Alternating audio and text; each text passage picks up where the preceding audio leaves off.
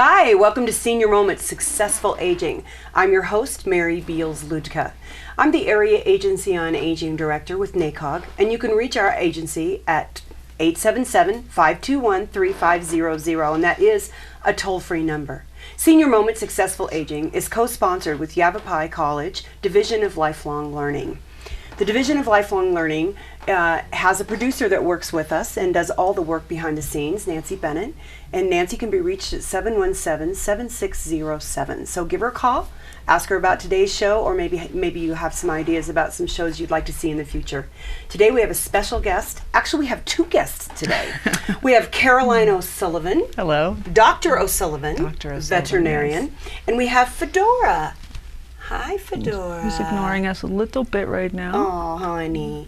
So, Caroline. Yes. Welcome to Senior Moments Successful Aging. And I know one of the things we're going to talk about today is aging and how it affects our animals and how we can help care for them.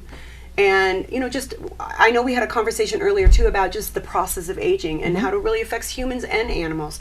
So I'd like to start out a little bit about your background. Okay. I went to veterinary medical school at Purdue in West Lafayette, Indiana, where it's colder than it is here.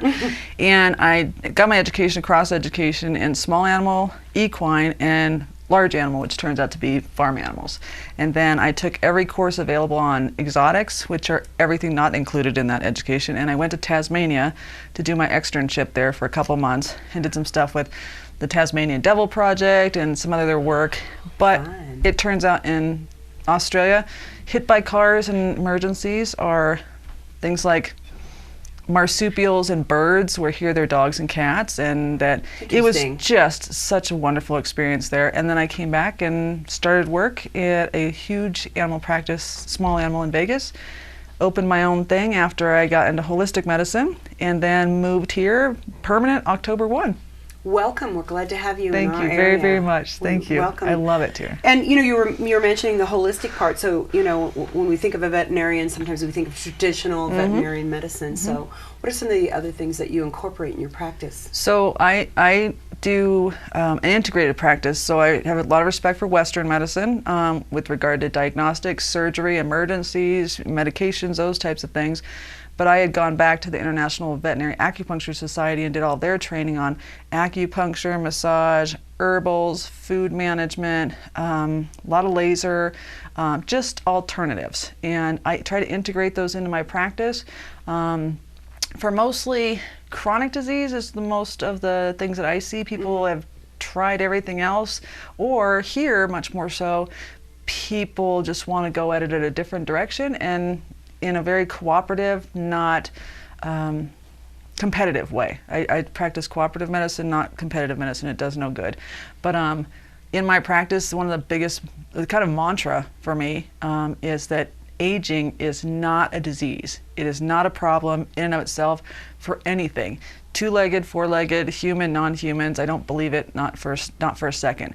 The challenges that come with age and becoming wiser and more experienced with everything just need to be dealt with on a case-by-case basis because everybody is so different, and the benefits that come from the interaction with facing those challenges is just so great most of the time. It comes with a lot of our human angst and anxiety and worries and the stuff that we do, but these guys they're so wonderful in helping us to modulate that, to say the least. To say the least. Oh, so good morning. Fedora goes, yes, I do. I'm an aging girl. She is very aging. She's about 15 years old right now, and she's got her list of problems in Western medicine, but she just is so joyful, eating and drinking and playing and sleeping a lot, but that's okay.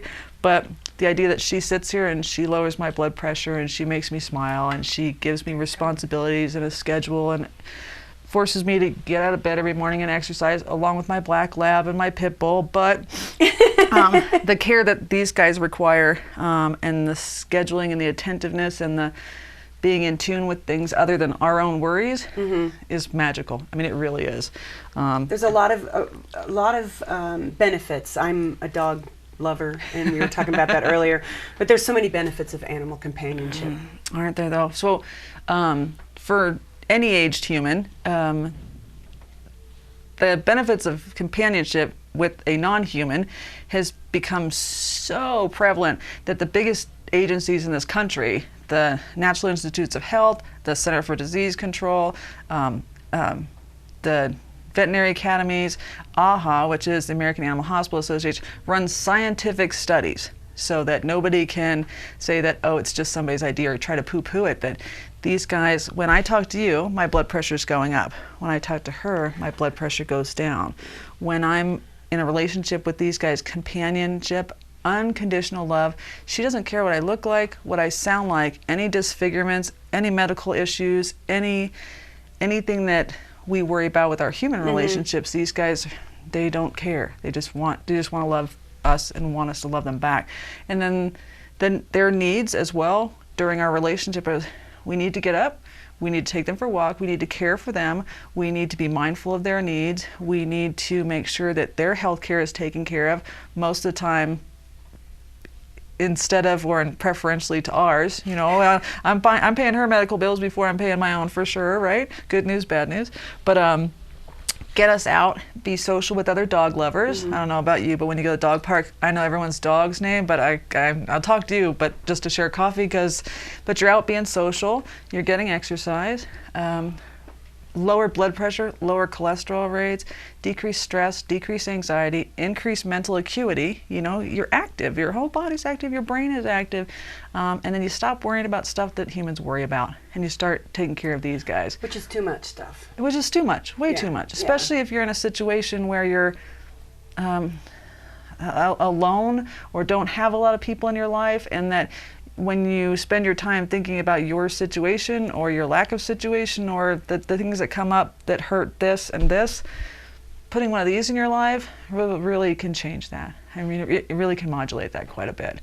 And then the people that you meet that are doing the same thing, like-minded, it's just wonderful, especially sharing, And, I think that oftentimes, people are like, I don't want to adopt an older dog. And I think there are some stigmas around that, and just the basic things that you just said are some advantages. I always have one rescue dog and usually get them when they're 7 or 8 and have many years of companionship and love. And it's wonderful to see them, especially if they've come from a little bit of a fractured background, to see them come around. Yeah, and trust. And trust. Yeah, and love. It makes you feel good. Yeah.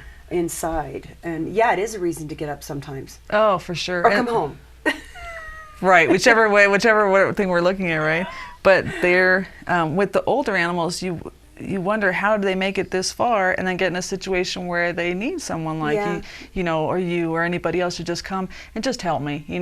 Whatever happened in my past, I just really need some love and I need some companionship. And as much as we think we're doing it for ourselves and we think we're doing it for them, the tables turn, and it's such a mutually bonding experience. And that they do age and they do have their issues, and that our love and our need to be attentive to those things only adds to us. It adds to who we are and our capability to love and learn and share with others. So it's hard, don't get me wrong. I mean, this is hard, and it breaks your heart sometimes, but our ability to get in relationships with people, be they veterinarians or nutritionists or friends or the dog rescues or situations where you make sure you cover all your bases for your older friend, it's such a learning experience, and you meet the nicest, most wonderful people. I mean, you really do. Yeah. And you hear the most wonderful stories. So with regard to building beneficial relationships with two-leggeds and knots, it's 3 or 4. Yeah. Well, I like the idea of, when we talk about successful aging, that we're also talking about successful aging with our animal friends. Absolutely. So, what are some things that you do? You have any advice that you give, particularly for an aging dog? But keeping in mind that each case is totally separate. When a person goes, regardless of their situation, especially if you're aging and you have housing, not necessarily issues, but situations and such, any kind of exercise restrictions, medical restrictions, taking a good stock of yourself and your ability to deal with your new friend. You know, for someone who goes to the shelter or goes anywhere else, the idea of getting an aging pet, not necessarily like Fedora necessarily, but middle-aged, that needs care versus going out and getting a puppy because they're so cute, the responsibilities that come with different kinds of dogs, different ages of dogs, or cats, or birds, or these types of things, taking really good stock of the care that they need and your ability to do that, and your patience level and how much you value the edges of your carpet and those types of things is really important. But even our cats and our kittens, just filled with joy. You know, they're running around, where they go, what are they playing with, how this, how that. As long as you're okay with cleaning out the litter box, if you're not up for going out for walks, okay. Birds are such wonderful companions. You just have to know how to take care of them, their feeding schedules. Dogs is, I think, what most of us think about with the exercise component, those types of things. But there are so many options. But your ability to take care of them long term, and even things like writing them into your will, making sure that you have someone to take care of them if something does happen to you, a vacation or a hospital stay or something like that, so important. And there's many national and local organizations that take care of that for you with regard to companion matching, emergency planning, food deliveries, those types of things, so you can kind of think ahead to make sure that you do as much as you can to make sure your relationship stays solid.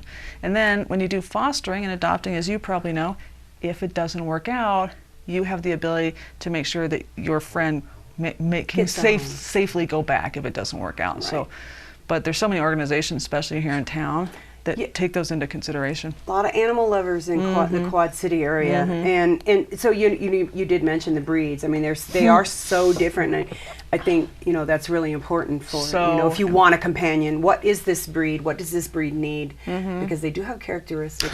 Don't they ever? Don't they ever? Do you want one you can carry around? What size car do you have? How much exercise do you want? How much training do you want to go through? Because not to stereotype, of course, but your German Shepherd versus your Chihuahua, people laugh, but people go out and buy German Shepherd or Black Lab puppies like I have. Holy cow, right? A lot of work. A lot of work, and they just are who they are, and trying to make them into something else to fit into your pigeonhole isn't going to work. So doing that kind of work and asking people, especially a lot of the rescue people, shelter people, or just look them up, or ask people in the park that have them, like, how much work were they when they were a puppy or middle-aged, or sometimes big questions are, how long do they live? Yeah, that is a big question. The bigger they are, the rules are, the shorter their lifespan.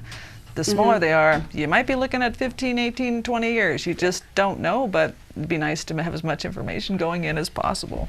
Yeah, they say that the bigger the dog, then usually the shorter lifespan. Like a Great Dane isn't probably going to live to be 15 even. No, or 20. And a lot of it depends on the dog and their health. And I think another thing that's scary in adopting an older dog, maybe scary is the wrong word, but is what are the vet bills going to be like? Oh, for sure, absolutely. So, and how do we mitigate that, and how do we make sure that our dogs are healthy up front? And I think that goes with any kind of aging. It's successfully aging for you or your pet. How do we do preventative care?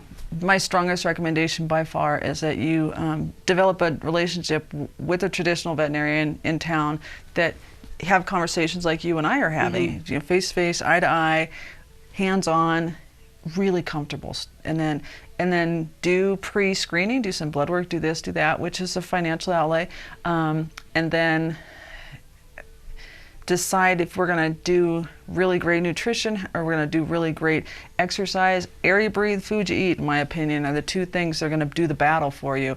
But the things that come up for our friends are no different than the things that surprise us every once in a while. And there are things like pet insurance, there are things like pet funds, or there are relationships with your traditionals and folks like myself where if something comes up, we work it out. Because they need us right now, and that's our responsibility. So we'll work it out, with the financial piece of it, or the medication piece, or the herbal piece, or the food management piece of it, to do the best all of us can in our relationship to do best by these guys. But it is a huge it's a big commitment. It is. I mean, there's no getting around it. But so worth. I mean, it's just so worth it. It's financial means can't explain what you get from these guys. But look at her. She's just like, she's snoozing. Okay. I can hear. You said she was a sit in the There lap she dog. goes. Oh, she was a hospice dog when we were in Connecticut, and she's been a therapy dog up until the time she was not into it. If she could sleep in somebody's lap for 20 hours a day, she'd be the perfect She's dog. retired. She is retired. There you go. Isn't she retired? Yeah. But you're exactly right with the commitment on all fronts. Yeah.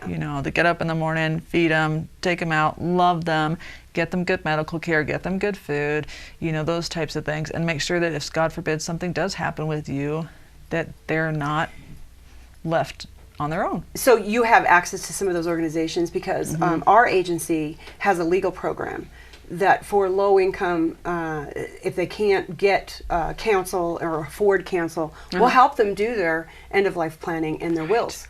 Right. And so, that's something we could help with and make sure that, because I know that's something we get questions about a lot. What am I going to do? Especially if they don't have children willing to step to the plate and take that animal. And they want to make sure their animal's okay. Absolutely. So that's something I want to connect with you on, because I can let my legal advocate know, hey, this is who we contact so people can have the information. I think information is power. Oh my gosh, I couldn't agree more. In my short period of time here, I've been exposed to 2 organizations locally that are like-minded and work that out, and then there's 2 big national company organizations that do that as well. So we can definitely get some information for that, and it's good to think in advance before you make the lifetime commitment with these guys. So yeah, it is, but because you never know. You don't. And I think the thing that I marvel about my dogs is that they really seem to understand what's going on with me. It's an amazing exchange. If I come home, I've had a bad day, they know. They come running up, but they also in turn know if you're ignoring them, if you're not caring for them, that abandonment feeling, it hurts them. Well, the more age that these guys have on them as a rule, the less they become a little more stoic or a little bit more aloof and those things. So trying to figure out, are you not feeling good today, or do you not want to eat today? Are you painful? Your bones hurt? Is the weather making you feel? Being attentive to those things, even though they don't come and tell you right away, is so important. But the other side of the coin is that these guys are so in tune with their people that if you have something going on maybe you don't even know about yet, you have to listen to them. If they don't want to eat, they're not feeling like going for a walk, or they're just standing there staring at you or pawing at you, listen to them. These are the guys that tell us we're having a seizure. These are the guys that tell us we have cancer. These are the guys that tell us we have low blood sugar. These are the guys that train to defend our lives. So if we can just take a moment, put our trust in them, and stop being so in our head, we can learn so much from them, especially with our aging process. Yeah. If they know us so well, they can tell us, you're off today. There's something going on with you, so listen to them. I didn't think about that. We have these guys are special. The way their nose works, the way everything about them works, and the fact that they have a decreased anxiety level, some of us, compared to us. These guys they're trained to do everything. They see for us, they hear for us, they diagnose disease, seizures for sure, hypoglycemia for diabetics. We send these guys to war, to sniff out our bombs, to defend us, to do those types of, so the idea that we don't listen to them, we think that we know better than they do, sometimes is a little silly, so if we just pay attention, it's phenomenal what they can tell us. Paying attention, it's like my little Doxy. She will keep at me until I figure out what she's saying. She can't speak language, but she can. Oh yeah. my goodness, she's very vocal and very, put her paw on the thing. Hey, excuse me, I really need food right now, or yeah, I need something from you. Especially like when we're visiting, we have a doggy door at home in a little area, doggy run. So when we go somewhere else, I have to remember to pay attention to her, because she will not let go until I take. I gotta go. Yeah, and sometimes when I think when they tell us, oh, I have to go outside, and that we go for a walk, I think 9 out of 10 times it's because I needed to go for a walk. Yeah, I needed to get out. I needed to go do what get away from what you're doing, and come just not necessarily be with me, but don't be here anymore. Take a brain break. Yeah, exactly. Take a brain. Yeah. Brain breaks are nice. Oh, they are, aren't they? Yes, they are. And you meet the coolest, like-minded folks sometimes. It's like, yeah, so it's good. So back to the vet bill thing. We're talking about nutrition, and again, I'm sure you have recommendations that you do depending on the dog. Yes. And one thing I'll hear, when I'm working with some of my clients and the seniors, is that it's cheaper to buy the dog food you know, I'm not going to name names or where, but you know, but you think about the long-term nutrition, it's more expensive to buy the cheaper brands with not the good nutrition in them, because then you're going to have health issues down the road, and that goes for us too. You don't even need me here because you're telling them exactly what I was going to tell them. Because you couldn't be. You and I are on the right, exactly the same track. Yeah. That I'm a big proponent of home cooked diet. I'm a big proponent of raw diets, not necessarily, but it's such a case by case basis, and that the higher level of nutrition, every bite that goes into these guys' mouth, just like you and me, has to be doing some work, right? And that we have a tendency to overfeed these guys, as we do ourselves, which is, me, I'm a hypocrite.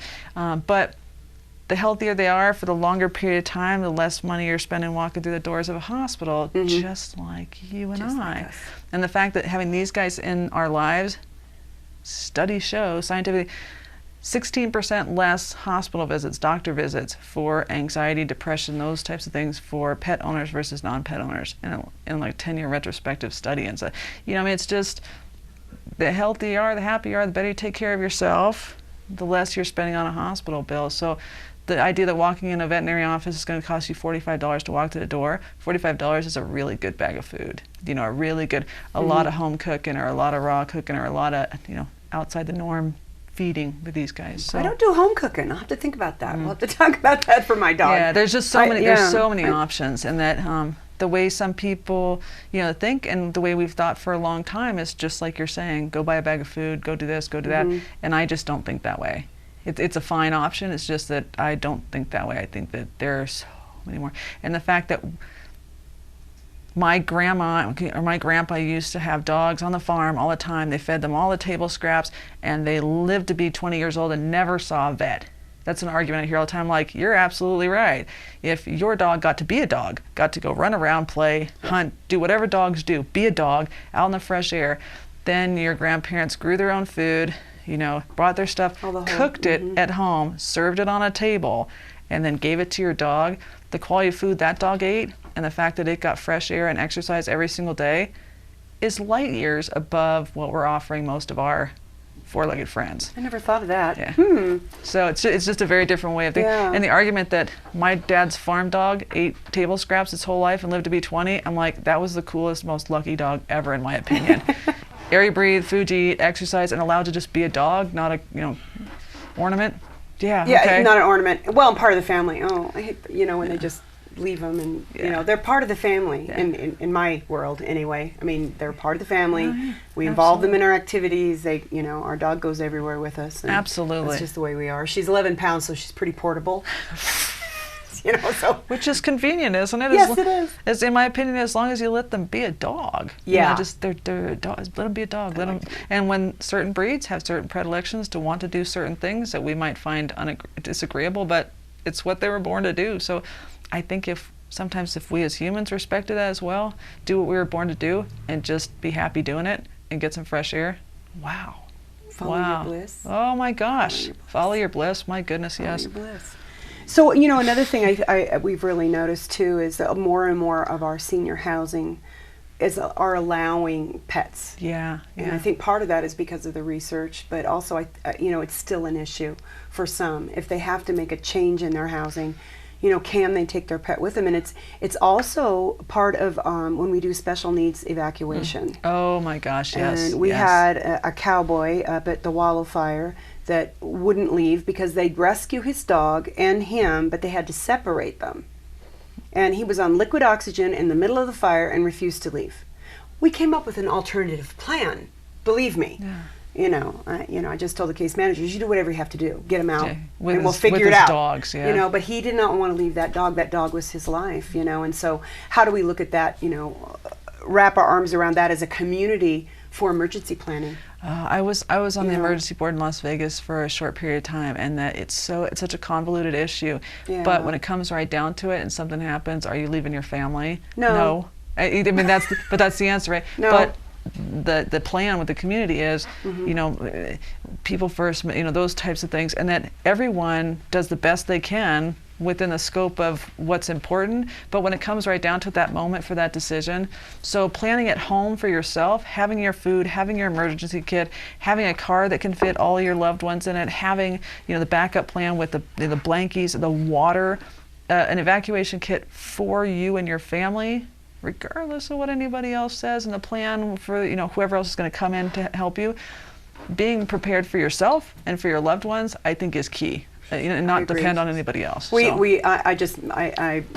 been working with a gentleman who works for the administration in Washington, and he does the special needs. And he said, you do have to have your own plan for everything, for your nutrition, for your life, your lifestyle, your exercise, for your end of life planning, and we talked about that earlier, and for emergency planning. And if you think the government's coming, you're wrong. You have to have a plan, a personal plan, and that's also with aging issues. And like you said, aging is not a disease. It's a process that we go through, and it's different for everybody. But have your backup meds, have your food, have your water for sure, have your blankies, have a leash and a collar, even if you don't use them normally.